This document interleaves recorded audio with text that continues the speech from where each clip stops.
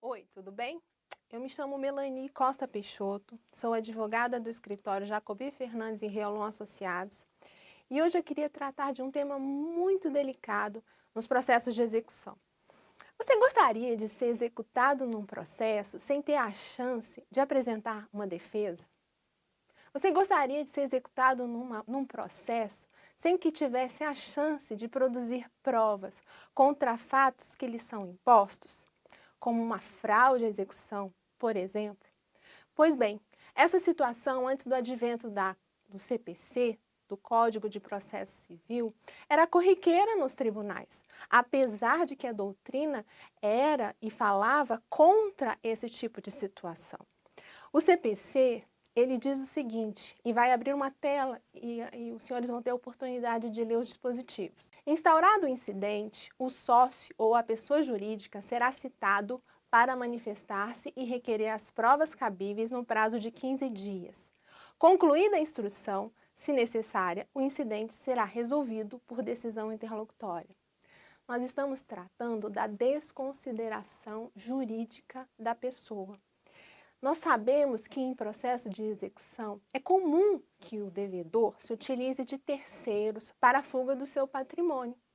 Mas a gente não pode, a despeito dessa situação, deixar de aplicar princípios que são cruciais na Constituição Federal.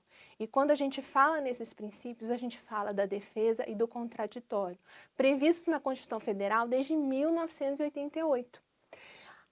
Existem inúmeros julgados procedendo à desconsideração jurídica sem permitir a chance do executado, no caso a pessoa contra quem foi decretada a desconsideração, apresentar a defesa, ainda que seja mínima, ainda que seja através de um incidente processual.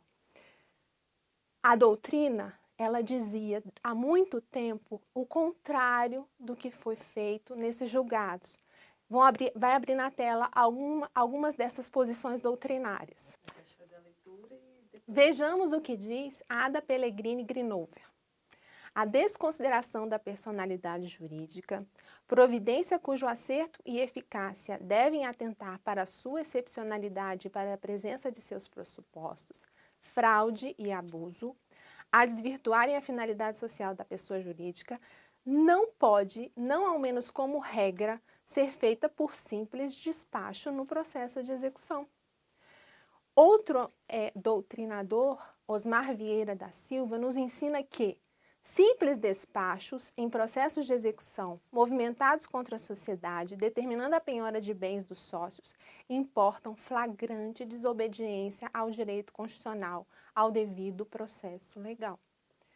De certo que, quando acontecem essas decisões sem que seja permitida a defesa e o contraditório, qual é a chance do executado em relação ao êxito do processo, em relação à reforma dessa decisão?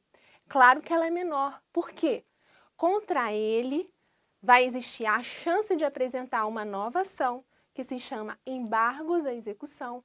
E, nesse sentido, o ônus da prova é invertido. Ele vai ter que provar que não cometeu a fraude ou o abuso. Se antes ele tivesse garantido a defesa ou o contraditório mediante incidente nos autos de execução, permaneceria o ônus da prova ao credor, ao exequente. E essa é a garantia processual que deve ser feita. Os juízes fizeram isso em desobediência à Constituição Federal. Atente-se para isso. Se a sua situação é essa, o senhor ou a senhora tem a chance de reverter isso. Continue assistindo os nossos vídeos que estão dispostos no nosso canal. Obrigada!